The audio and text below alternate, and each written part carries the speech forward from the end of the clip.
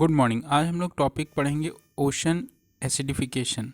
Ocean acidification में पढ़ेंगे कि जो ओशन है परमानेंटली उसमें एसिडिफाई होता जा रहा है, क्योंकि ओशन एक इम्पॉर्टेंट रिजर्वायर है CO2 को, जो एब्जॉर्ब करता है सिग्निफिकेंट क्वांटिटी जो प्रोड्यूस होती है मनुष्य के द्वारा। CO2 वो सारी की सारी जो होती है इफेक्टिवली वो 1/3 जो है वो ओशन में पहुंच जाती है। इससे क्या हो रहा है कि क्लाइमेट चेंज हो रहा है। जो ओशन एसिडिफिकेशन है, ये जो चेंज है ओशन की केमिस्ट्री में, लो पीएच होता जा रहा है। और इससे क्या हो रहा है कि जो अपटेक है कार्बन कंपाउंड्स का by the ocean from the atmosphere. अब जो अपटेक हो रहा है atmospheric carbon dioxide by ocean, ये बढ़ता जा रहा है क्योंकि कंसंट्रेशन जो है हाइड्रोजन आयन की इन द ओशन इंक्रीजेज, और जो कंसंट्रेशन है कार्बोनेट आयन की वो डिक्रीज़ होती जा रही है। इससे क्या हो रहा है, पीएच जो है ओशन का डिक्रीज़ हो रहा है और ओशन लेस एल्कलाइन होते जा रहे हैं। इसीलिए इसको ओशन एसिडिफिकेशन कह रहे हैं। ये कंसंट्रेशन ऑफ हाइड्रोजन आयन जो होती है, ये पीएच स्केल में जो जीरो से 14 तक होता है, जिसमें 0 जो होता है हाईली एसिडिक होता है और 7 जो होता है न्यूट्रल और 14 जो होता है वो एल्कलाइन होता है।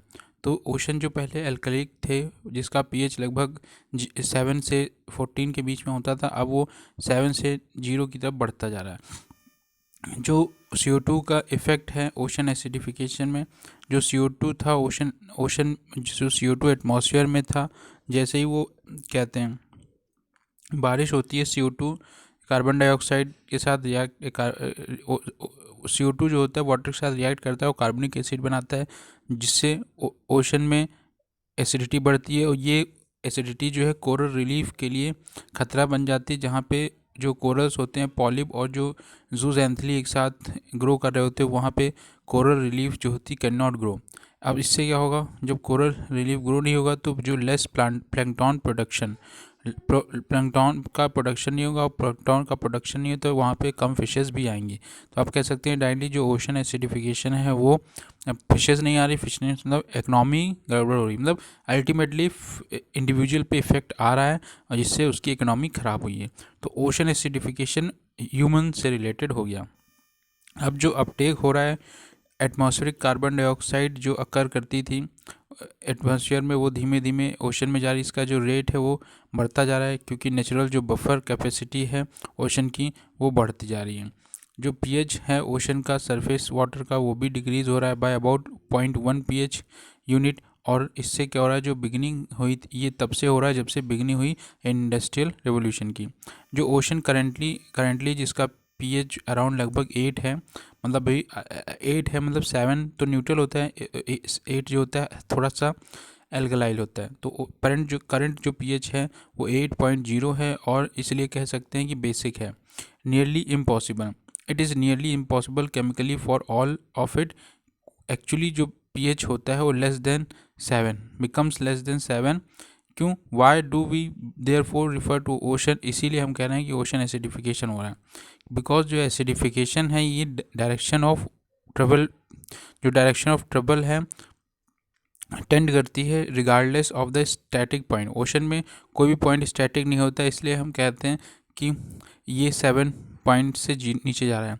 एसिडिफिकेशन जो होता है रिफ़र जब लोअर ज़्यादा पीएच जो होता है 7 से नीचे आने लगता है from any point two and point on the pH scale. तो ओशन जो एसिडिफिकेशन हो रहा है, अब ये क्यों हो रहा है बता रहा हूँ। कार्बन जो फॉर्म है कैल्शियम कार्बोनेट, कैल्काइट जो है और एरोगाइट, ये दो डिफरेंट फॉर्म हैं कैल्शियम कार्बोनेट के। जो कैल्काइट है वो मिनरल फॉर्म होता है shells of the planktonic algae. जो एमोबॉइड प्रोटिस्ट, जो सम कोरल्स होते हैं, एंडोडर्म्स या फिर कुछ मोलास्का की जो शेल्स होती है वो लेस सॉल्युबल होती है, पानी में कम घुलती है। लेकिन जो एरोगोनाइट है ये मोर सॉल्युबल होता है फॉर्म ऑफ कैल्शियम कार्बोनेट। ये फाउंड होता है कोरल्स में और जो मोलास्क में। और इसीलिए जब ओशन एसिडिफिकेशन हो रहा है तो ये जो इनकी शेल्स है जो ब्लीचिंग जो कोरल्स की कैल्शियम कार्बोनेट की जो शेल्स हैं वो धीमे धीमे घुलती जा रही हैं और इसकी ग्रोथ जो है ख़राब होती जा रही है। जो इससे इन्फ्लुएंस हो रहा है अदर फैक्टर्स पे, वेरियस जो फैक्टर हैं वो लोकली जो इन्फ्लुएंस हो रहे हैं केमिकल रिएक्शन के द्वारा, CO2 और जो सी वाटर है वो भी इफेक्ट हो रहा है। ओशन एसिडिफिकेशन फॉर एग्जांपल, पहले एसिड रेन हो रही है, एसिड रेन जो है वो जिसका pH 1 से 6 तक आता है वो ये एसिडिक कही जाती है और ये इम्पैक्ट डाली है सरफेस ओशन की केमिस्ट्री पे। और जो मेजर इफ़ेक्ट हैं ओशन एसिडिफिकेशन वो लोकली और रीजनली भी हमें देखने को मिल रहे हैं, बट स्मॉल ग्लोबली। यूट्रॉफिकेशन जो है जिससे कहते हैं जो लेक ओशन वाटर जहाँ जहाँ जहाँ पे भी लेक हैं या फिर जहाँ पे ज़्यादा मिनरल का कंटेंट बढ़ता जा रहा है, तो ओशन वाटर जब अफेक्ट कर रहा है जहाँ पे एक्सेस न्यूट्रिएंट इनपुट हो रहा है, मोस्टली नाइट्रोजन जो एग्रीकल्चर से, फर्टिलाइज़र से या सीवेज से, और ये रिजल्ट कर रहा है जो यूट्रॉफिकेशन से बहुत ज़्यादा जब न्यूट्रिएंट ग्रो कर जाते हैं तो वहाँ पे फाइटोप्लैंक्टन का ग्रोथ होता है जिसे अलगल ब्लूम कहते हैं। और ये जो ब्लूम है बहुत सारा ऑक्सीजन जो है यूज़ कर लेते हैं जिसकी वजह से सिंक कर देते हैं, कोलैप्स ब्लूम कोलैप्स और sink to the sea bed. और इससे क्या होता है जो रेस्पिरेशन है बैक्टीरिया के लिए वो बचता नहीं और डिकम्पोज जो एल्गी होता है lead to decrease in the sea water oxygen. जो ओशन में ऑक्सीजन जितनी होती है ये सब बैक्टीरिया यूटिलाइज कर लेते हैं डिकम्पोजन के लिए, और इससे क्या होता है कि जो वहाँ पे ओशन की कंसनट्रेशन होती कम हो जाती है जिससे फिशेस भी इम्पॉसिबल हो जाता है उनको मिलना, और इंक्रीज इन द CO2, और इस तरीके से CO2 का लेवल बढ़ जाता है। हाउ इट रिएक्ट, कैसे रिएक्ट है, जो टर्म ओशन एसिडिफिकेशन है समराइज कि सेवरल जो प्रोसेस हैं जो अकर हो रहे हैं CO2 react with C water. अब इसमें दो रिएक्शन बताई गई हैं पर्टिकुलरली। पहली जो है फॉर्मेशन करती है कार्बनिक एसिड जब सब्सिक्वेंट रिलीज होता है हाइड्रोजन आयन, जब कार्बन डाइऑक्साइड ये वाटर के साथ मिलती हैं तो कार्बनिक एसिड बनाती है। कार्बनिक एसिड फिर से टूटता है और ये हाइड्रोजन आयन बाइकार्बोनेट आयन बनाता है। अब हाइड्रोजन आयन जो है ये H+ ये क्या करता है एसिडिफिकेशन कॉज कर रहा है, और जो बाइकार्बोनेट आयन है वो क्या कहते हैं ओशन की जो बाइकार्बोनेट है फिर से टूटता है कार्बोनेट आयन में H+। फिर से मतलब पहले तो कार्बनिक एसिड बाइकार्बोनेट में टूटा H+ आयन बढ़ा, फिर से बाइकार्बोनेट फिर से टूटता है और कार्बोनेट और H+, तो 2 H+ आ गए। और जो इससे क्या होता है कि जो शेल्स जो हैं उसमें हाइड्रोजन आयन कंसनट्रेशन बढ़ती जा रही है और जिससे ये एसिडिटी बढ़ती जा रही है। तो एटमॉस्फेयर का जो कार्बन डाइऑक्साइड है वो ओशन में एसिडिटी बढ़ाने का काम कर रहा है। जो अब ये रिएक्शन है ये जिसमें रिलीज़ हो रहा है हाइड्रोजन आयन, जिसमें रिलीज़ हो रहा है हाइड्रोजन आयन एसिडिटी इससे बढ़ रही और इससे pH लेवल जो है रिड्यूस हो रहा है। अब जो सेकेंड रिएक्शन है इसमें बताया गया कि जो बिटवीन जो बाइकार्बोनेट आयन है जिसमें फिर से वो कार्बोनेट CO2 और वाटर प्रोड्यूसेस बाइकार्बोनेट आयन, ये फिर से जो जब कंबाइंड होते हैं combining effect of both this reaction not only in increasing acidity but lower कर रहा है अवेलेबिलिटी ऑफ कार्बोनेट आयन भी। तो इससे क्या हो रहा है कार्बोनेट आयन भी कम हो रहा है बाइकार्बोनेट आयन। अब जो इफेक्ट है ओशन एसिडिफिकेशन का, जो सी वाटर है एब्जॉर्ब करता जा रहा है CO2 to produce carbonic acid और बाइकार्बोनेट जो है और कार्बोनेट आयन, मतलब जो सी वाटर है उसमें CO2 एब्जॉर्ब होता जा रहा है जिससे वो कार्बनिक एसिड बना रहा है, और कार्बनिक एसिड जो है बाइकार्बोनेट आयन और कार्बोनेट आयन बना रही है।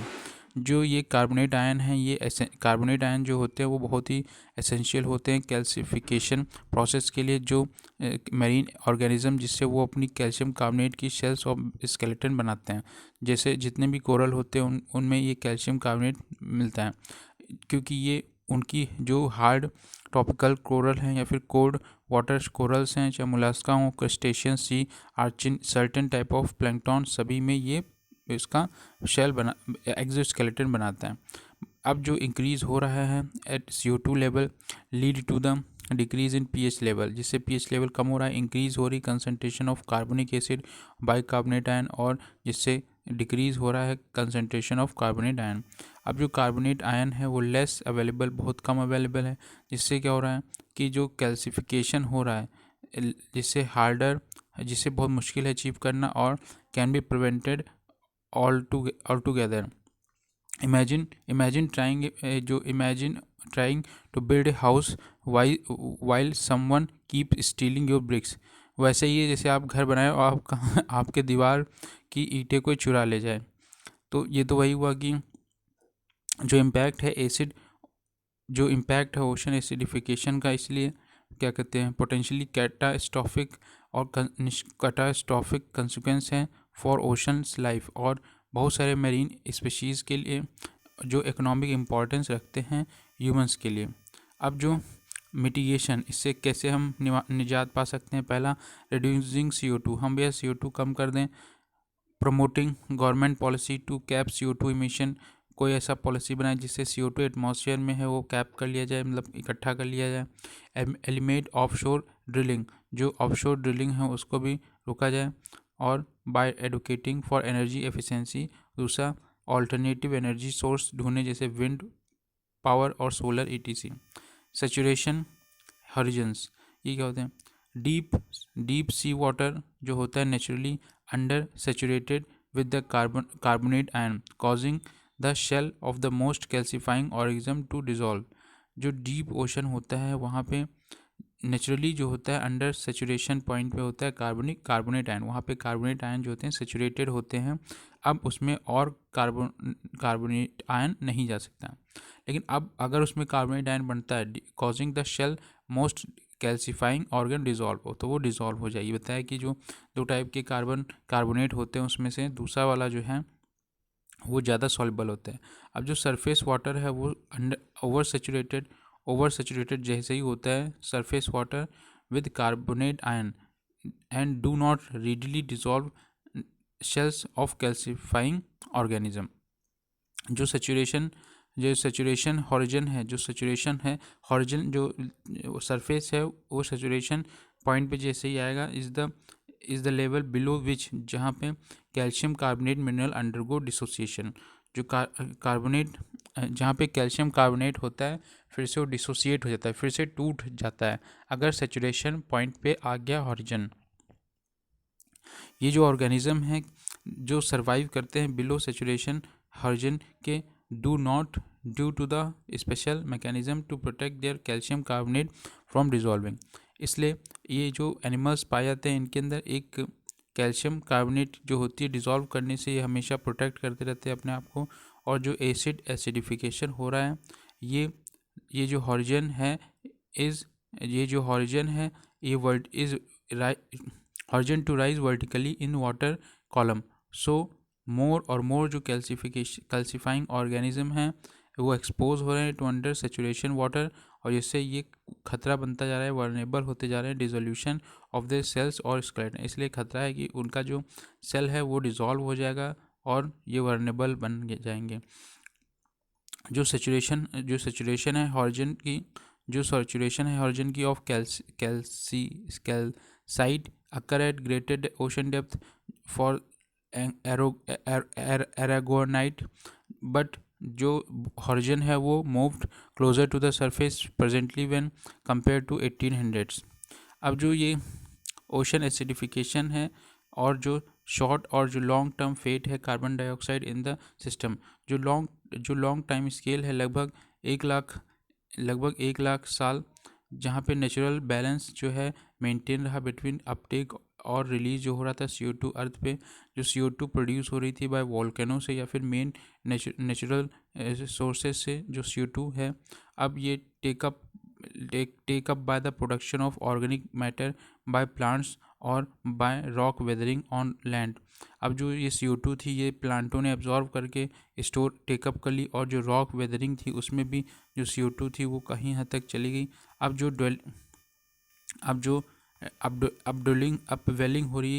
जो अपवेलिंग हो रही है इसमें जो कोस्टल सरफेस रीजन्स हैं पेरियोडिकली वो एक्सपीरियंस कर रहे हैं, और ये डीपर ओशन वाटर सर्कुलेट करता है ऑन टू कॉन्टिनेंटल शेल्फ पे और सी शोर पे भी। ये जो एक्सपोजर है प्रोडक्टिव है अपर ओशन इकोसिस्टम के लिए, जो कोल्डर वाटर सरफेस जहाँ पे मोर न्यूट्रिएंट और ज़्यादा CO2 है।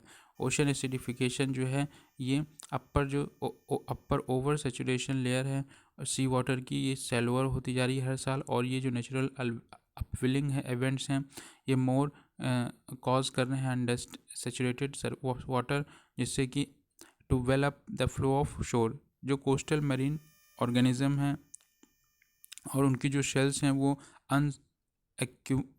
अनएकस्टम्ड होते जा रहे हैं, जैसे पेरियोडिकली एक्सपोजर जो है इनके लिए बहुत ही डिफरेंट कंडीशंस क्रिएट कर रहा है।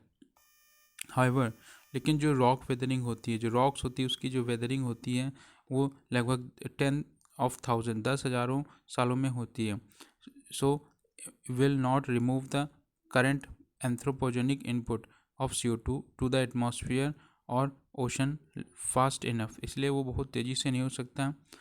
लेकिन जो शॉर्टर टाइम स्केल हैं 1,000 ईयर्स, जो ओशन थे वो इंटरनल स्टेबलाइज थे और फीडबैक जो लिंक करता था ओशन कार्बन साइकिल का वो भी अंडरलाइन करता था carbonate rich sediment known as carbonate compensation. जो अपर लेयर थी ओशन की जो सुपर सेचुरेटेड थी विद कैल्शियम कार्बोनेट और जो लिटिल जो डिसोल्यूशन हो रहा था टेक प्लेस, वाइल जो डीप ओशन थे अंडर सेचुरेटेड थे, जो डीप थे वो अंडर सेचुरेटेड थे, ऊपर वाले सुपर सेचुरेटेड होते जा रहे हैं, जिससे कार्बोनेट जो है रेडली डिज़ोल्व, बहुत मुश्किल है उसको डिज़ोल्व हो पाना। जो फर्स्ट बाउंड्री बिटवीन ये दो स्टेट जिसे हम कहते हैं सुपर सेचुरेटेड और अंडर सेचुरेटेड, इसके बीच में जो है इसको आइसोक्लाइन कहा जाता है। जो डेप्थ आइसोक्लाइन जो डेप्थ है एट विच जो डिसोल्यूशन है स्ट्रांगली इंक्रीज होता है in ocean deep water, deep ocean में। जो कैल्शियम कार्बोनेट है in the form of dead shells, जो शेल्स होती हैं जब डेड हो जाती हैं वो शेल्स में जो डेड होने के बाद कैल्शियम कार्बोनेट सिंक करता है और ये सी बेड पे पहुंच जाता है। और जो शैलो वाटर डेप्थ है ये मेजरली बरीड द सेडिमेंट और ट्रैप कर लेता है for long time, but where जब क्या कहते हैं ये शेल्स होती हैं सिंक कर जाती हैं डीप वाटर, नियरली ऑल जो कैल्शियम कार्बोनेट है वो डिज़ोल्व हो जाता है, जिससे जो not locking the carbon away for million of years, जिससे कैल्शियम जो कार्बन होता है बहुत सालों तक ये बाहर नहीं आता, इसीलिए ओशन को ये रिजर्वायर कह रहे हैं कार्बन का। जो करंट इंक्रीज रेट है dissolution of atmosphere CO2 into the ocean result in an imbalance, एक इम्बैलेंस बन गया in the carbonate compensation depth, और जिससे क्या हो रहा है जो डेप्थ कार्बोनेट कंपेंसेशन डेप्थ जो डेप्थ है एट विच जो कार्बोनेट डिज़ोल्व हो रही है, इससे क्या हो रहा है जो pH है ओशन का फॉल हो रहा है और ये रिज़ल्ट जो है शैलो कर दे रहा है आइसोलाइन, और जो कार्बोनेट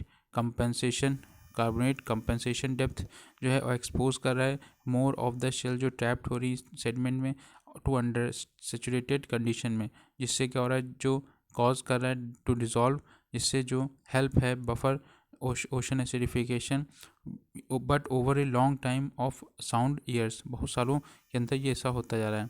और जो विनर और लूजर्स हैं, जो ग्रोथ और जो लेवल ऑफ फोटोसिंथेसिस है कुछ सर्टेन जो मेरीन फाइटोप्लैंक्टन और जो प्लांट स्पीशीज़ हैं में increase with higher CO2 level, क्योंकि जो वहाँ पे CO2 का लेवल बढ़ने से फोटोसिंथेसिस बढ़ जाएगी, but this is by no means a general rule, ये ज़रूरी नहीं है।